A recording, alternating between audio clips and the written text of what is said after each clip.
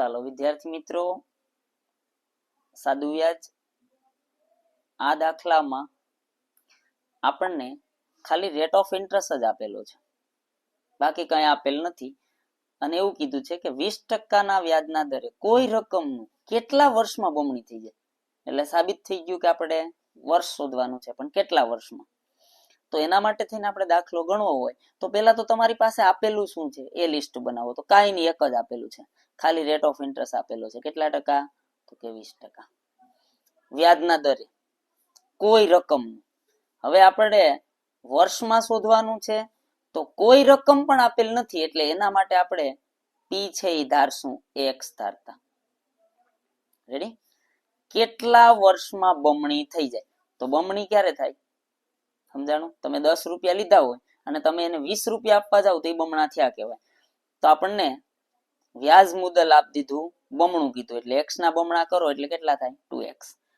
હવે કેટલા વર્ષમાં, એટલે આપણે n શોધવાનો છે તો સાબિત થઈ ગયું, પણ આય આપેલ નથી તો આય પણ આપણે શોધવો પડશે. જ્યારે તમને અમાઉન્ટ આપેલું હોય અને પ્રિન્સિપલ આપેલું હોય ત્યારે આય શોધવા માટે સૂત્ર નહીં લગાડવાનું, એમાંથી પી બાદ કરી નાખો એટલે મળી જાય. પણ આ બે વસ્તુ આપેલી હોય ને ત્યારે. તો ચાલો આય મેળવી લઈએ. એમાંથી પી બાદ કરો. એ કેટલા છે? તો કે 2x છે. અને પી કેટલો છે? તો કે x થયો. ચાલો તો આપણને આય મળી ગયો કેટલો? x. હવે આપણે શું શોધવાનું છે?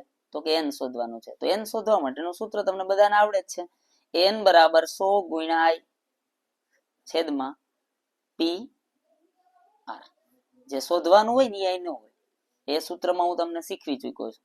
તો 100 ના 100, i કેટલું છે? તો કે x, પી કેટલું છે? તો કે x, અને આર રેટ ઓફ ઇન્ટરેસ્ટ કેટલો છે?